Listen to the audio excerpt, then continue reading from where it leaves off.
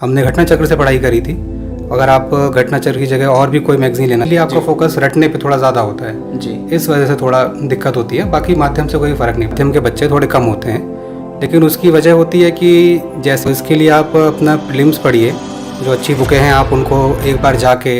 नमस्कार दोस्तों, स्वागत है फाइनली आज के इस नए वीडियो में। तो मैं आज जो वीडियो बनाने वाला हूं ये बहुत ही स्पेशल है उन भाइयों के लिए जो ऑलरेडी यूपी पीसीएस या फिर सिविल की तैयारी करते हैं, क्योंकि मैं जिनके साथ बैठा हूं वो यूपी पीसीएस का भी हाल ही में जो इंटरव्यू हुआ था उसमें शामिल हुए थे और जल्द ही हो सकता है रिजल्ट भी आ जाए। और सर, आपका नाम क्या है?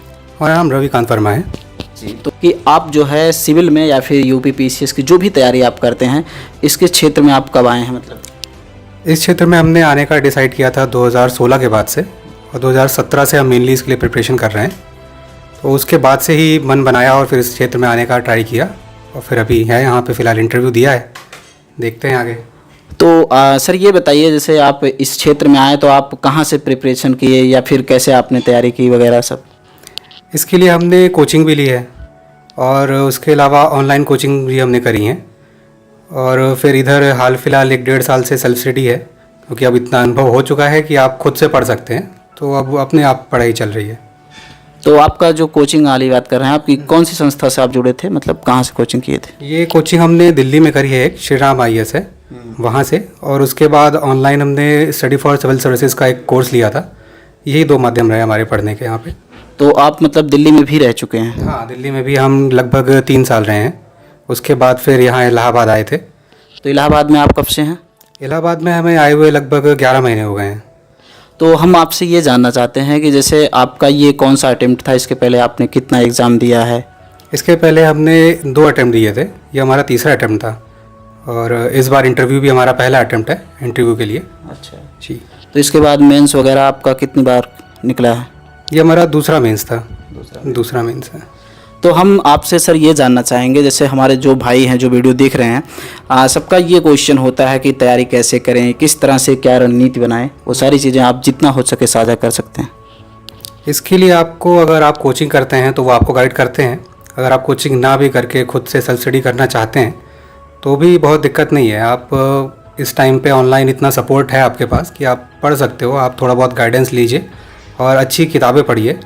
प्रीलिम्स के लिए आपके पास बहुत सारे ऑप्शन हैं, लेकिन आप प्रीलिम्स पे फोकस ना करके मेनली फोकस करें अपने मेंस पे। और जब आपका मेंस अच्छे से तैयार होता है तो आपका बहुत हद तक प्रीलिम्स भी तैयार हो जाता है। तो इसलिए बहुत ज़्यादा प्रीलिम्स में टाइम देने की जगह आप मेंस पे फोकस ज़्यादा करें, वो आपके लिए अच्छा रहेगा। तो सर ये बताइए, जैसे कि जो बच्चे ऑलरेडी नॉर्मल परिवार के हैं, अगर उनके मन में ये सपना है कि हमें सिविल में जाना है या फिर बड़ी तैयारी करनी है, तो क्या वो अगर ऐसा सोचते हैं तो क्या वो कर सकते हैं? किस तरह से कर सकते हैं? आप कुछ साझा करना चाहेंगे? जी जी, बिल्कुल कर सकते हैं। ये एक ऐसी तैयारी है जिसमें गरीब से गरीब तबका भी आके बहुत कम पैसे में एक बहुत अच्छा जीवन अपना जी सकता है, अपने सपने पूरे कर सकता है और समाज के लिए अपना योगदान भी दे सकता है। इसमें आपको बहुत खर्चा करने की ज़रूरत नहीं है, आप अपने घर पे रह के भी पढ़ सकते हैं। आपको मेनली लगन की ज़रूरत है और लगे रहना पड़ता है। एक होता है कि बहुत तेज़ नहीं भागना है आपको, आप हल्के भी चलते हैं लेकिन आपको लगातार चलते रहना है। तो इसके लिए आप अपना प्रीलिम्स पढ़िए, जो अच्छी बुकें हैं आप उनको एक बार जाके मंगा के या फिर जैसे भी आपको सहूलियत हो आप उनको लेके आइए, और अपने आप घर पे बैठ कर पढ़ना चाहें तो घर पे भी पढ़ सकते हैं। और अगर आप यहाँ इलाहाबाद में आना चाहते हैं तो यहाँ आपको माहौल मिलता है, आप बच्चों को देखते हैं, उनके साथ कम्पीट करते हैं। बिल्कुल। तो आपको एक थोड़ा अच्छा एटमॉस्फेयर मिलता है पढ़ने के लिए, तो वो आपको कहीं ना कहीं मदद तो ज़रूर करता है, लेकिन यहीं हो सकता है ऐसा ज़रूरी नहीं है। आप कहीं भी रह के इसको कर सकते हैं। तो सर हमें ये बताइए, जैसे बच्चे जो हैं आधा कंफ्यूज रहते हैं कि जो माध्यम है तैयारी का, हिंदी के कम बच्चे सेलेक्ट होते हैं या फिर इंग्लिश के ज़्यादा होते हैं, तो इस बारे में आप क्या कहेंगे? देखिए, माध्यम से बहुत ज़्यादा फ़र्क नहीं पड़ता है। अगर आप स्टेट सर्विसेज के पेपर देना चाहते हैं तो आपको देखेंगे कि आपके जो लोकल लैंग्वेज है उसके बच्चे ज़्यादा सेलेक्टेड मिलते हैं। और अगर आप सेंटर में जाते हैं, UPSC देना चाहते हैं, तो वहाँ पे आपको दिखता है कि हाँ, हिंदी की माध्यम के बच्चे थोड़े कम होते हैं। लेकिन उसकी वजह होती है कि जैसी उनकी स्कूलिंग अभी तक चली आ रही है उसकी वजह से बहुत ज़्यादा फ़र्क पड़ता है, क्योंकि अपने जो लोकल बोर्ड होते हैं, स्टेट बोर्ड है, वहाँ पे बहुत ज़्यादा आपके विज़न पे फोकस नहीं किया जाता है। मेनली आपका फोकस रटने पे थोड़ा ज़्यादा होता है जी। इस वजह से थोड़ा दिक्कत होती है, बाकी माध्यम से कोई फ़र्क नहीं पड़ता है। जी। तो सर जैसे आजकल हमने देखा है कि काफ़ी बच्चे करंट तैयार करने के लिए इंग्लिश का पेपर इस्तेमाल करते हैं, तो क्या हिंदी का जो पेपर होता है उससे प्रश्न नहीं बनते या फिर उस लेवल का पेपर ही नहीं आता?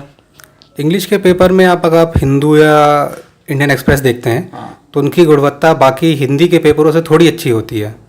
तो आप चाहें तो उसको कर सकते हैं, लेकिन अगर आप नहीं भी कर रहे हैं, आपको दिक्कत है माध्यम में, तो आप कोई भी राष्ट्रीय संस्करण का एक हिंदी अच्छा पेपर लेके और बाकी अपनी घटना चक्र जो हाफ ईयरली आती है उससे प्रिपेयर कर सकते हैं।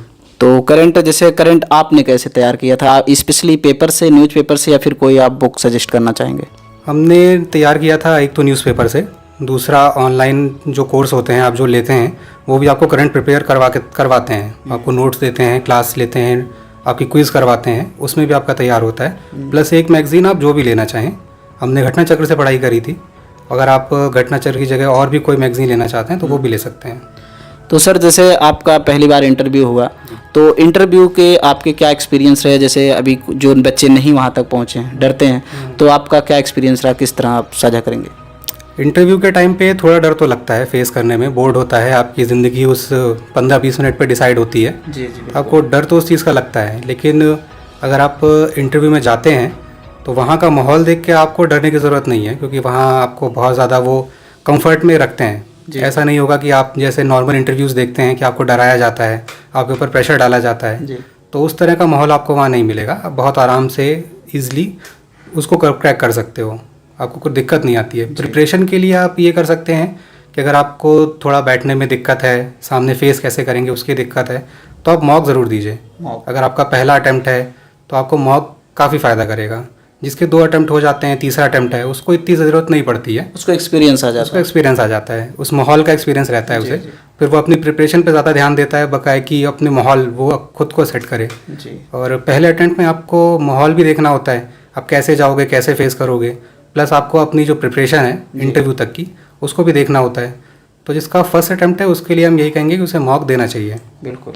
तो सर जैसे हम ये जानना चाहेंगे, अक्सर हम देखते हैं या बच्चे बताते हैं कि सिचुएशन बेस्ड कुछ ऐसा इंटरव्यू में देते हैं, तो क्या ऐसा आपके साथ हुआ था? हाँ, सिचुएशन बेस्ड वो कई क्वेश्चन आपको देते हैं जिसमें आपकी डिसीजन मेकिंग चेक होती है कि आप जब उस पद पे पहुंच जाएंगे और आपके सामने कोई ऐसी कंडीशन आएगी कि आपको कोई बुक वाले आंसर नहीं देने हैं, वहाँ पे आपको कोई लाइफ अपना की बचानी है। हाँ, आपको वो सिचुएशन डील करनी है, तो आप उसको किस तरह से करेंगे ये मेनली चेक किया जाता है। तो इस तरह के मतलब ऐसा है कि हर किसी से तो क्वेश्चन नहीं होंगे, लेकिन आपसे हो सकता है ऐसे क्वेश्चन पूछे जाते हैं। जी। तो सर हम आखिरी क्वेश्चन आपसे लेना चाहेंगे, जैसे जो बच्चे ऑलरेडी मान लो 1-2 बार अटेम्प्ट दिए और मान लो उनका प्री नहीं निकल रहा है, तो आप उनके लिए क्या सजेस्ट करना चाहेंगे? वो कंटिन्यू जारी रखें या फिर अपना डिसीजन बदलें? देखिए, आपको अपना मूल्यांकन जो है वो खुद से करना होगा जी, कि आप प्री दे रहे हैं। अगर नहीं होता है तो ऐसा नहीं है कि जिसका प्री 2 या 3 बार में नहीं हुआ है उसका कभी नहीं हो सकता है जी। लेकिन ये आपको देखना पड़ेगा कि आप पिछले साल जहाँ थे और आज जहाँ हैं तो आप कितना आगे बढ़े हैं।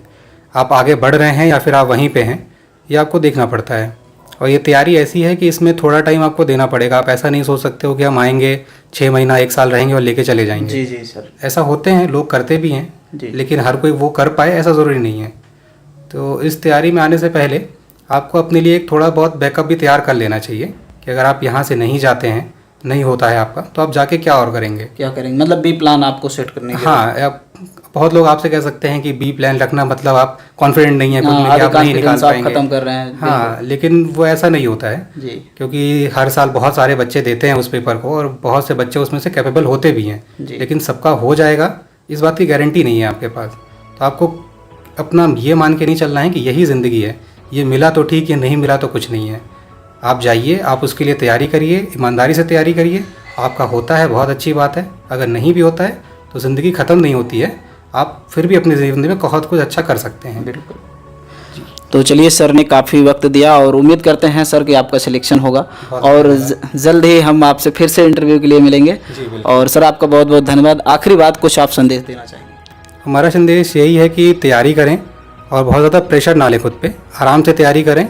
और अगर आप कहीं पे रुकते हैं तो रुकिए और उठिए और फिर से तैयारी करिए। लगातार तैयारी करते रहिए, इसको बीच में छोड़िए मत और कंटिन्यूएशन में रखिए। ऐसा ना हो कि आप बहुत दिन का गैप ले रहे हैं बीच में। अगर गैप लेते हैं 1-2 दिन का तो उसे फिर कवर करिए आके आप। थैंक यू सर, दिल से आपको आपने अपना कीमती टाइम दिया। मिलते हैं फिर आपसे। Okay sir.